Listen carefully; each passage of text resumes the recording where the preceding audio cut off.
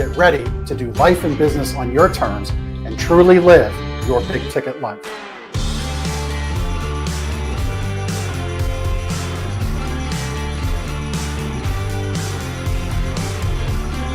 You either make excuses or you choose to level up. What amazing guests living the big ticket life. Woo! Woo! Brandon Britting here. Appreciate you having me here today, man. It's that kind of discernment, that kind of focus, that kind of forward thinking that's so important if you're going to succeed in business today. Jeff and I are like friends. We're real friends. We are like And so you unlock fortune and freedom without all the stress that normally comes along with it. It all comes down to your why. You know, your business, why are you doing it? You know, how is it going to change the world and what's it going to do for your family? I want you to celebrate your success. Talk about the struggle, but I promise you, the story is in your struggle. They'll never be able to say that about me because people only see me working hard in anything that I'm doing whenever they see me. Focused on your success and the success of those around you. But being that constant in your community, good or bad, whether things are great in the community, bad in the community, who's steady? Unapologetically do business and life on your terms and truly live your big ticket life. What amazing guests living the big ticket life. And we discuss how they do it and the big ticket methods they use. The things that make your life successful so you do life and business on your terms. In and of itself, the only limitations that we really have on ourselves is the ones that we allow to be put on ourselves. And most people don't look at it in that perspective. There's nothing wrong with being humble, but there's also nothing wrong with stepping into your superpower and letting people know who you are.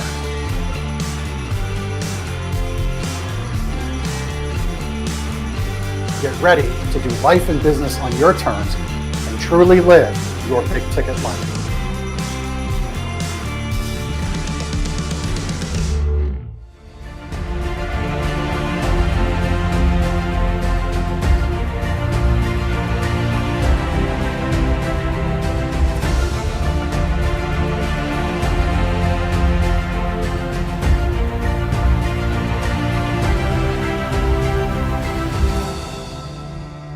My name is Jeff Giagnocavo. I'm the author of The Space for Leadership. This book right here.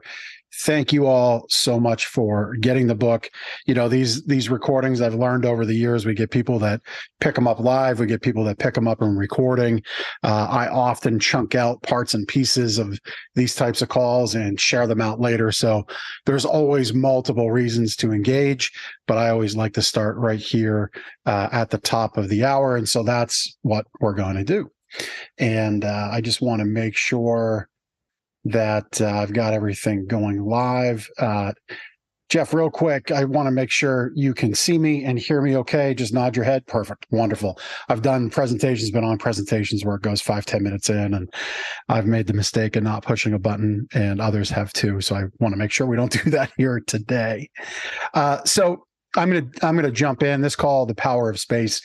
You know, this is a concept I've really been sitting with for probably about the last year as I began authoring the book, as I began to really examine my style of leadership, the way I approach others, the things that I look to do, and the way I look to model my leadership. And so for me, this concept of space, the power of space, I feel is really important to give to you in this call today as your bonus for buying a copy of my book, which I'm so grateful and honored that you chose to do. And if you hadn't noticed or you missed it by now, we did achieve quite a few feats, 5 number ones and new releases and a number 1 bestseller. So again, thank you for that. And so digging in this concept of space, the power of space, really the thing I'm going to kick off with everyone here listening to this recording, who's going to maybe join in here throughout our time. I want to start off with the idea, and this is something that my mentor, Lisa Marie Platsky, has challenged me and others in her coaching group with, is that life is about creating ease, and there is no need for a difficult life. And so the idea of that could be, you might hear that and say, well, that's a really simple concept. Often the successes in life are around some of the most simple things.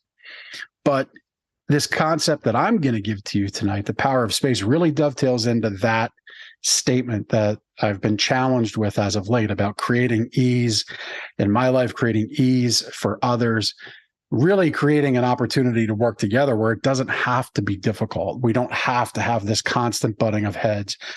We don't have to have it be my way, your way. It could just be the way. And so I'll start off with that I want to hopefully give to you today some ways to create ease in the way you lead, some ways to think about you don't have to lead a difficult life. I know for myself, I've somewhat prided myself on being that hard-charging personality that pushes through most adversity, most challenges. And so I look to not be that person. I apologize if I feel like I'm pausing here. We're getting folks jump on, and I'm hearing the little ding in my ear to admit other people. I just want to make sure I've got everybody. Looks like everybody that needs to be in is in. So perfect. Thank you all for joining. I've kind of kicked off here in the last couple minutes, discussing the concept that creating ease in life is a good thing to go after. There is no need to live a difficult life. And I was just sharing that I've often prided myself on living that difficult life, of creating this badge of honor, if you will, that pushing through difficulty is this prize. Instead, again, I'll get into the concept of space, the power of space. The idea here is to create a life, to create a space around you as a leader that basically is easier. It's easier for people to get along with you. It's easier for you to lead and live with them. It's easier for them to do the same with you. And, something I'm focused on very much so right now, as we create a pivot and a shift within my coaching group I help to lead, the Battlefield Alliance. It's this question that we're asking of the folks that we're leading there in that space is, in this 8-hour day that you have and you lead people in your place of employment, in your business that you might own, or the people that you lead in your day, do you need every minute of that 8-hour day? Beyond 8 hours, what amount of investment are you willing to grow and expand the humans and the human capital you have? Shift them just from being people of doing to people of human connection. What investment are you willing to make? 7 hours, 59 minutes? Are you willing to invest a minute? Are you willing to invest 15 minutes? Are you willing to invest a half hour a day in the growth of those people around you? Remembering and recalling that throughout our work week, the 5 days we spend with people we lead, the people we employ, they are getting the lion's share of their time. We're getting that lion's share of time that they give us throughout that day. That's a lot of time. And if we're not focused on growing them as better humans, we're not focused on that investment in human capital, are we really focused on growing our company? Are we really focused on growing and expanding the space of those around us? And so I would ask, what is that investment you're willing to make? Is it that 1 minute? Must you get all 8 hours? Or does it have to be 7 hours, 59 minutes, and 59 seconds of time? Or could it be 7.5 hours? Could it be 7 hours? Could it be 7 hours, 45 minutes? There's opportunities there to expand the room for people to grow with you that you lead. I'll give you another example. I just did a podcast today that I think really drives this concept home. Dennis Meralda is a good friend of mine. I've gotten to know him the last few months. He leads a group called Building Men for at-risk, what he calls actually at-opportunity young men who are, struggling with discipline, struggling with leadership, struggling with self-worth and confidence in their lives. He's been in education. He got his start working with a program of about 30 kids in southern New Jersey that were court mandated to be in this program. And it involved him driving a bus and taking these kids home, taking them to the program, from the program. And as soon as he gave those kids the opportunity to talk, what happened is they asked him to start taking the long way home. so they could talk some more to Dennis, so they could share their stories with Dennis, so they could share what was going on in their lives with Dennis. And so I would ask you, are you creating that long way home with those you lead? Where is the carve out exactly? Okay, maybe, and I understand it as a business owner, I'm a business owner too. Maybe you really have a hard time settling the fact that I didn't sign up for this. I signed up to run a business. I signed up to make the exchange of people putting in the labor, doing the work with me. My investment is that. Okay, I understand that. And that's okay. You are within your rights to operate a business in that fashion. But I'll go back to where I started. Is that living a life of ease? Or is that mindset always just going to make things difficult? Dennis was connected to that program because he felt connected as an opportunity to learn as part of college extension credit. He felt it was a good way to expand his skill set, expand his opportunity for leadership, expand his career. And he quickly found that just a little more deposit went a long, long way to the real mission. Now, he could have said, no, I'm not going to take you a long way home. I got other things to do. I'm a 21-year-old college guy. I got a life I got to live. I'm getting paid a set amount to do this gig. This is on you. You got to figure it out. But if his mission, he wouldn't have been right with his mission. He wouldn't have been right with his purpose. And, I guess if your purpose is just extract and take and take and take, okay, that's all right. That, again, that's not necessarily a judgment. It's a simple fact of the matter that if that's how you view the exchange of the time with your people, then that's what exactly you're getting, exactly what you have and what you want. So I would again challenge, what's the long way home that you could take with your people? What's that extra right turn around the block? Or, oh, I missed that left turn. Let's talk some more. What is that opportunity to create space? And so as we dig into what this power of space is about, I have three key ingredients for you that I feel make a lot of sense. By the way, if those have joined, if you have questions, type them in the chat. I'm attempting to keep this recording tight because, really, I know that a lot of folks don't get the opportunities to tune into calls like this live. Everybody's got schedules, everybody's got family time in the evenings, things like that. Other folks may not have checked their email yet today, so they didn't get the reminder in the email. I get it. So I look to keep these kinds of calls tight. We'll get some questions at the end. So type them in the chat if you have them, please. So 3 ingredients around creating space. First one is, and it's cover this in the book. It's the idea of carrying a sword or carrying a shield in your leadership. And I always try to give some visuals as I speak. And so I reference this in the book. There's a fantastic movie, tremendously produced, visually incredible. It's called Kingdom of Heaven. Orlando Bloom is one of the characters or actors in it. Near the end of the movie, he has the opportunity to I don't want to spoil it for people if they haven't watched it, but it is an older movie. It's not like it's a blockbuster right now. But he has an opportunity to exchange with Salahuddin, the Muslim leader, which he just fought and lost Jerusalem to. And he asks him, he says, what was this all for? And he says, nothing. Salahuddin says nothing.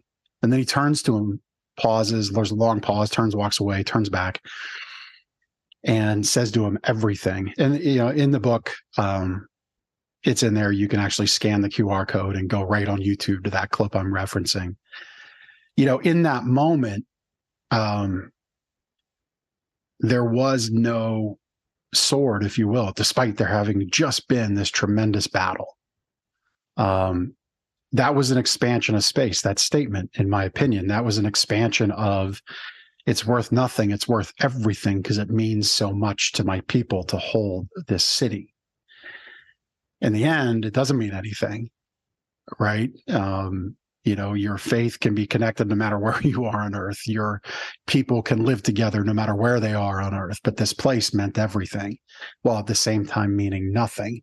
And so it was that belief that we're going to go get this place that meant a lot. But ultimately, the expansion of thought of it means everything to them was really, really important.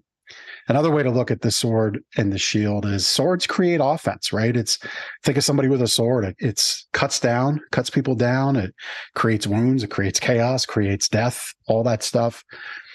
You're swinging it around. Nobody wants to get close to you. That's a hard way to lead. If we think of a shield that we might carry as protection, right? So here, another visual is if you think of those same characters in the movie, there's various points throughout the various points in any kind of movie where there's swords and shields or show. Someone will swing a sword at someone else and they'll put that shield up and it clangs in and you hear the music and there's time slows down and there's space and the story changes. The story moves, I guess you could say, into more ease. There's more room for the hero to accomplish what they want. And so look at your leadership in that fashion. Look at your leadership in the way of how am I speaking? What am I carrying around? Does it repel people? Does it push people away? Does it bring people in? If you look at a sword in another way, the word decide, you look at the root word of decide, side means to take down, cut down, end. Homicide, suicide, insecticide, right? These are things that kill things off. Decisions kill off ideas. We ultimately should be making good decisions in our business, but the reality is that takes things away as we find that one answer. And so as a leader, my challenge to you instead would be less of that decision and deciding and more experimentation, right? So deciding being on the sword side of things, experimentation being on the shield side of things. We're still arriving at a good decision, which is the number one goal. I think as a business owner, the people I consult with, the one big event I want them to get to pretty quickly when we start working together is to be in that seat of they're only making good decisions for their business. And if you've heard me speak on my podcast show, you've heard that often. And I don't want you to think I'm being hypocritical here. What I'm suggesting to you is think about the way you arrive at that point of decision. Instead of cutting other ideas down, cutting people down to where they just no longer bring ideas because they're just sick and tired of being rebuffed, sick and tired of being pushed away in the way that they have been, invite in that experimentation around an idea, kind of like fifth grade. When you had the science project and the trifold poster board and your hypothesis was up top and you cut out with felt paper all the ways you grew the plant in the different soil and you came to the conclusion that this soil was the best way to go forward, right? You were allowed that room for exploration. You were allowed that room for experimentation. You were allowed that room for initiative. Your teacher gave you the parameters and you got to run. And so as a leader, I think that space that you create, this shield, if you will, that you create, this place that doesn't become something you wield, it doesn't become something of protection, it becomes something above, allows more space, more room for idea, more room for exploration, more room for experimentation. You tell people, here's the goal. Here's what we want to accomplish. We need a better customer experience. We need a better software offering. We have to solve this problem our customers are facing. They can't connect this opt-in to this function. On a manufacturing floor, we're getting bogged down in this middle of the process. How do we speed that up? Asking those questions instead of saying, well, I think it's this way and we have to go that way. So figure out how to get it my way. It's the ultimate way to throttle opportunity, create room, create that expansion for initiative, create the ability to fail a lot faster and be willing to support those failures, be willing to support that action in the business We can learn from our failures. We've heard that. We've learned about failing forward faster. We've heard that. I would challenge all of us that if that's what we're going to adopt, we're going to recommit to, let's really do that and create a place in a way of leadership in which we're not reminding people of their failings. We remind people what we learned along the way. I think a lot of times leaders can do that, remind of the failings, remind in the ways that were disappointing. Maybe it cost us money. We get that. That's part of being in business. If we're going to constantly remind people we lead about the ways we lost money, all while only pocketing the profit and not ever saying anything about it, I think that's not a very fair place by which to lead from. And so that's the first ingredient, your sword versus your shield. Digging in the power of space, creating space for those to really be around you, get with you, so you can be that leader in a place of being out front. That graphic of leaders are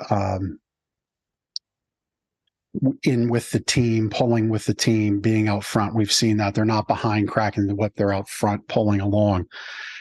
I get that. We need to be out front. But we need to create a place where these people are willing to be kind of by our side. Right? We can't just be out front, catching everything that comes our way. We need to be that first point of attack for sure. We need to be that arrow of the spear for sure. But we need to create people that are willing to stand along the front line with us. So that's what this power of space is about.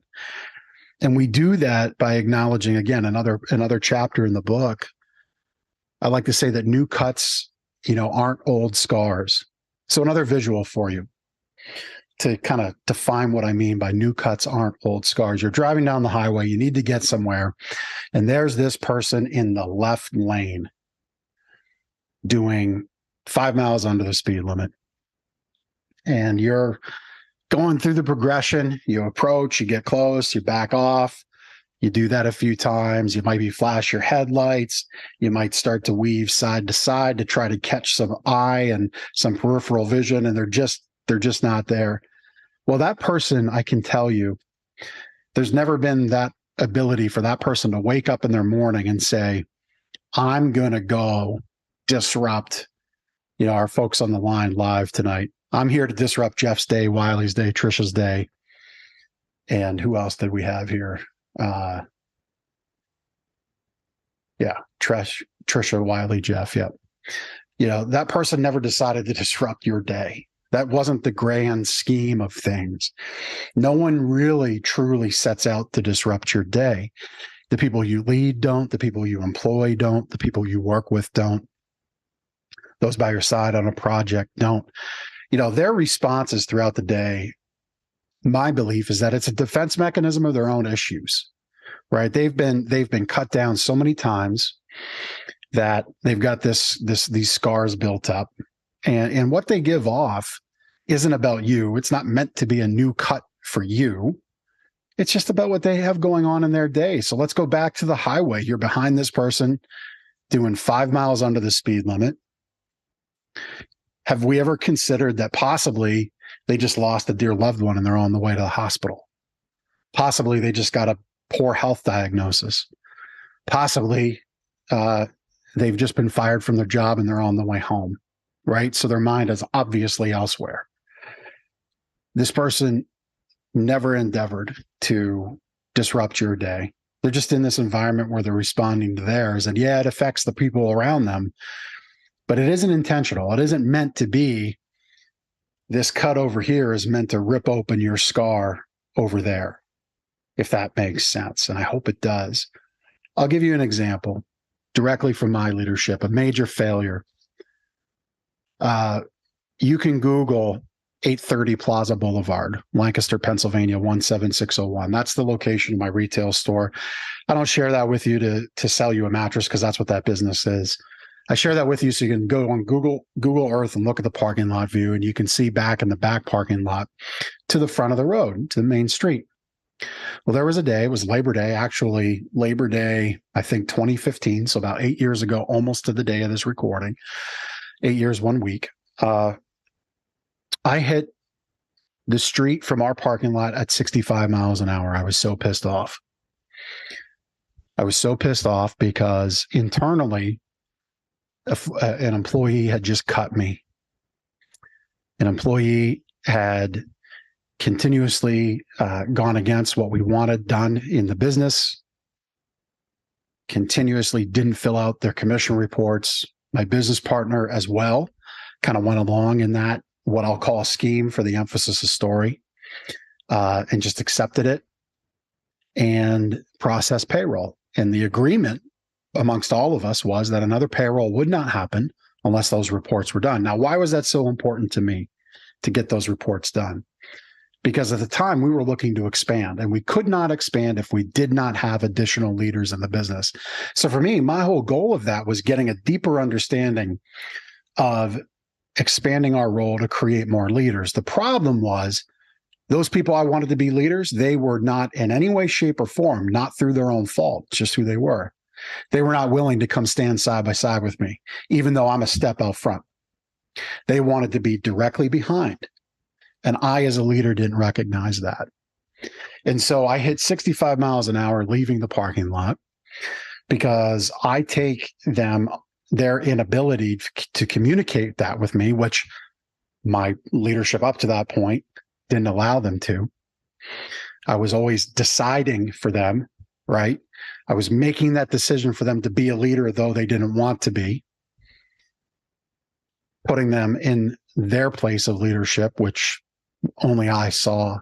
So they just didn't get it, right? My business partner, honestly, I think was struggling with it as well at the time. I was the only one pulling on that rope. That rope gets cut and I get, fall flat in my face, so to say. So I hit the street going 65 miles an hour. I could have killed somebody. I could have killed myself.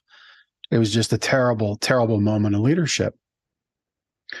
And so that wound, so to say, that the people on my team not wanting to be the leader, their reaction was based on me not cultivating them to be leaders, because all of my decisions prior to that just didn't lead us together to that point.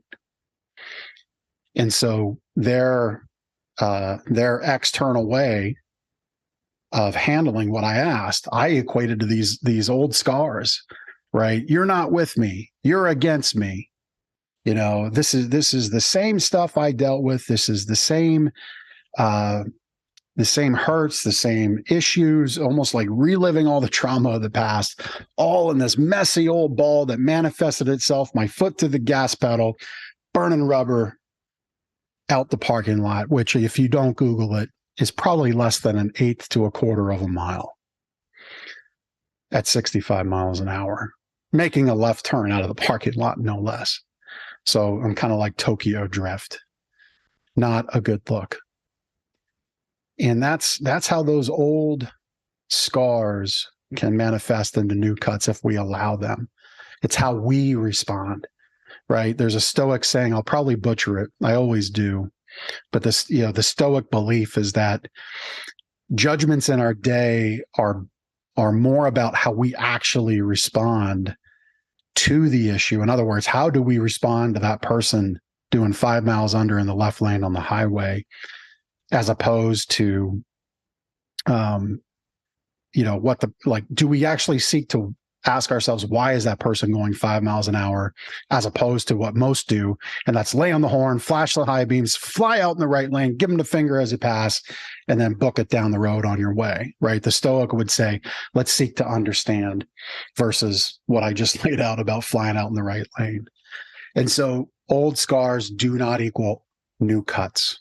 That's the third way, if we really focus in on that, to create space.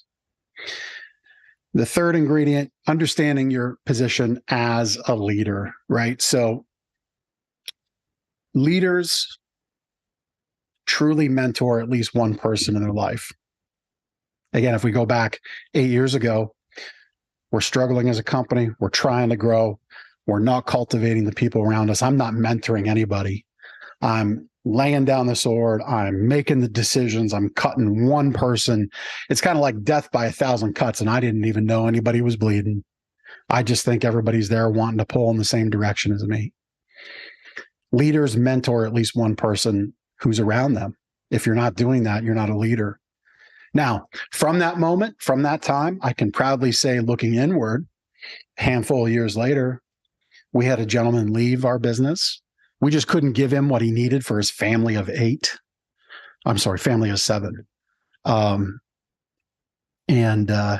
We just could not give him what he needed from a wage and health benefits package that a larger company could. He moved on out of our industry. But I was so happy, and it's still one of my biggest achievements as an employer, to have given him that opportunity to build a resume, to go get that career path. And he's just excelling today. As a matter of fact, as I recorded this, my business partner went and played golf today in a charity event that company hosts. So leaders mentor at least one person, right? Managers do the deciding for people. And if you go back to that word side, the killing off of something, that's kind of what bad managers do, right? They just ultimately, it's why so many company cultures are terrible, because management kills the company one thing at a time. And so what ends up happening is leaders shift into that management role. They keep their eye away from the prize of mentoring all of them around. Everybody's behind them. Maybe they've died off and you don't even know it. The opportunity to mentor means people are going to be beside you. You still have to be that first person taking that first step. To give you another analogy, as a youth football coach, I told the kids on practice, I can be more interested than you in this game in practice, 100%. I will pour my heart and soul into this 2 hours of practice we have 3 days a week. But when it comes to the game, I can't be the guy more interested in winning than you, because I can't be out on the field. I'm not allowed. So in the game, in practice, I will be 100% out there, being more interested in you exceeding as a person, in your confidence, in your development of skills in this game, and your love of this game, and in learning all the positions of this game, which at that level, that's what it was truly about for me. So those are my 5 goals together. I want to see you win, and I'll be that person leading it. But when it comes to game time, you have to be the person leading your own success. And so leaders need to be in that mentoring of at least one person within their company. They have to. People should be look at growing your human capital. There's so much we do in our lives and in our businesses where we're looking for that return on investment, right? We maybe spend up to get the T1. I don't even know if that's the hot internet connection now for a business or not, but we look to spend up to get a better investment on internet speed. We look to spend into equipment to get better efficiencies through our manufacturing floor. We increase the labor to deliver projects faster. ROI on all those things. But the people sitting in our chairs right now, how are we improving their ROI and their time with us and our time with them? Is our efforts to make them better people outpacing inflation, or what I would like to call the noise inflation, noise of life, the noise of drama that goes on, the noise that they bring to their day with us because a lot of their stuff hasn't been dealt with? Can we create the space to outpace that inflation? Because it's getting, in my opinion, really noisy out there. And so your true position as that leader is to be that mentor to at least one person, and if not more, right? Look at growing that human capital and really think about what is my ROI with the time I spend with people. Am I that middle manager who's just speaking to decide to kill off the culture of this company, one thought, one email, one meeting at a time? Or is what I'm doing outpacing inflation that my people are bringing to work? Am I cutting out that noise, and am I growing them as humans? That's where I think true management, true leadership, true space for leadership can really, truly grow. And I'll wrap this up because, again, I like to keep these tight. I think attention spans are limited. and there is only so much you can take in one session. So are you clearly defined with everyone around you on the purpose, on the mission, and on your values? And are you clearly defining how each of those support one another? So how does your values remind people of the mission? And how does the mission drive home the purpose? And then if you speak your purpose, how do you back that up with action in your mission? And what integrity level, what integrity test exists within the values to support your mission? To me, as a leader, when you find that true position as a leader, when you define those things, when you focus on the growth of human capital, when you think about every email I create, every meeting I have, every message that's sent, every outburst or controlled quick 5-minute huddle, every interaction, is this adding or subtracting? Are we expanding and multiplying the ROI of this moment? Are we growing our people? Are we increasing that space? Are we really truly looking to ask ourselves, going all the way back to where I started, all right, is this moment just beating the hammer to get more and more and more out of our 8 hours a day together? Or am I carving out intentional time in this 15 minutes, in this half hour, in this 1 hour? And maybe that's in a week, an hour a week. Maybe it's 2 hours a week. But in that time together, are we expanding and growing our humans? Are we expanding and growing our time and the power of our time together? How have we invested in each other? How am I investing in you? How am I mentoring you as a leader? And so understanding that true position as a leader is the third one. That's what I have for you this evening. I think we're right at the top of our time together. I like to keep these pointed, focused. So I thank you for tuning in. I thank you for watching. If you're watching this later on a YouTube short or a reel on Instagram or Facebook or LinkedIn, please comment, please share, please connect with me. I'd love to continue the conversation. Please get the book. You go to thejeffg.com/book. The links to buy on Amazon are there. You can access the bonuses that commensurate. You can get this recording of this call. You can get some of the coaching sessions that exist if you buy 10 or more copies. But I just want to say thank you for your time tonight and joining me. And Wiley, Jeff Pierce, Trisha Johnson, thank you so much for tuning in live and being a part of the call. We really appreciate you all. Thank you.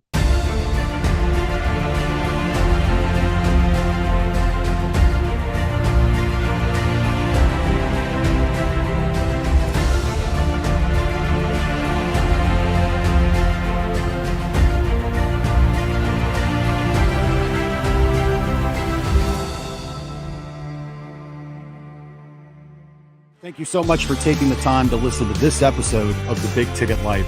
You've heard from another amazing guest living their own big ticket life, and now it's time to live yours. First, I'd love for you to take me up on my free gift to you.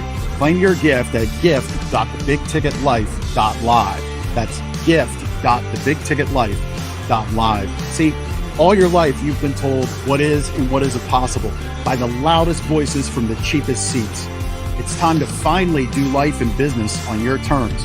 Sure, you've heard similar things, but without clarity on what can be done, it's easy to have your customers, employees, maybe even partners, and your spouse keep you from truly living a big ticket life. My big ticket methods shift you into that investor seat in your business, away from commodity and away from competition, into a market of one, so you can finally live your own big ticket life. So my gift to you is for you to book your discovery call today, where we'll uncover first the Chivo behaviors, those chief everything officer behaviors that hold you back, and why moving into the investor seat in your own business is critical. 2, we'll uncover the premium position that's up for grabs right now in your market that you're missing out on. And 3, which big ticket methodologies are just waiting to be dropped into your business to explode your sales and profits. So again, thanks for listening to this episode. I'd love for you to take action right now. Accept this gift. Book your call. Go to gift.thebigticketlife.live. Again, that's gift.thebigticketlife.live.